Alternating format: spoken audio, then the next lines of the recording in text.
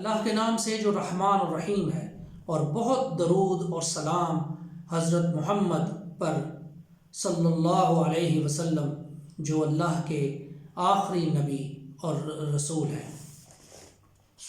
صحیح بخاری حضرت معاویہ بن ابی سفیان رضی اللہ تعالی عنہما کا بیان، یہ صحیح بخاری مکتبہ اسلامیہ سے شائع کردہ ترجمہ اور تشریح محمد داؤد راز اور اس کا مقدمہ حافظ زبیر علی زئی نے لکھا ہے۔ اس کی 3 احادیث ہیں، وہ میں لفظ بائی لفظ یہاں سے جو ترجمہ شدہ ہے وہ پڑھ دیتا ہوں۔ ان کے مطالب آپ خود سے جان سکتے ہیں کہ ان سے غلط مطلب لینا کس طرح سے جائز ہے۔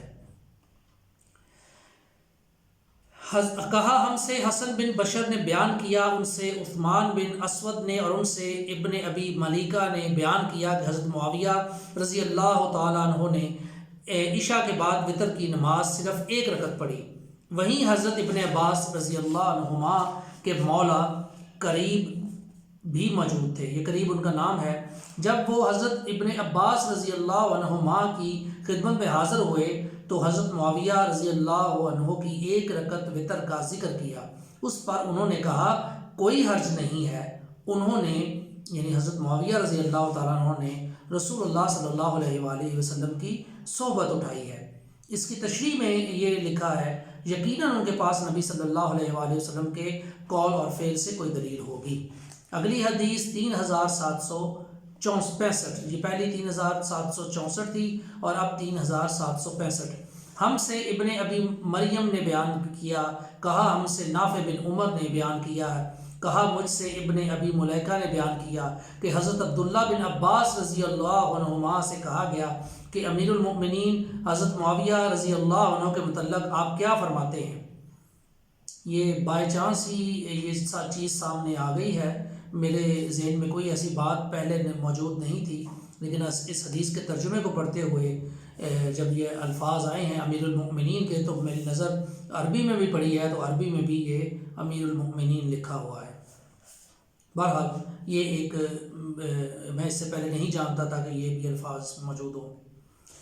حضرت عبداللہ بن عباس رضی اللہ عنہما سے کہا گیا کہ امیر المؤمنین حضرت معاویہ رضی اللہ عنہ کے متعلق آپ کیا فرماتے ہیں؟ انہوں نے وتر کی نماز صرف 1 رکعت پڑھی ہے۔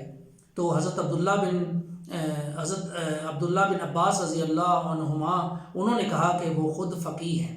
اس کی تشریح اس طرح سے ہے کہ 1 رکعت وتر خود رسول اللہ صلی اللہ علیہ وآلہ وسلم سے ثابت ہے۔ غالباً اسی حدیث پر حضرت معاویہ رضی اللہ تعالیٰ عنہ کا عمل تھا۔ جماعت اہل حدیث کا آج بھی اکثر اسی حدیث پر عمل ہے۔ یوں تو 3، 5، 7 رکعات وتر بھی جائز ہیں، مگر وتر آخری 1 رکعت ہی کا نام ہے۔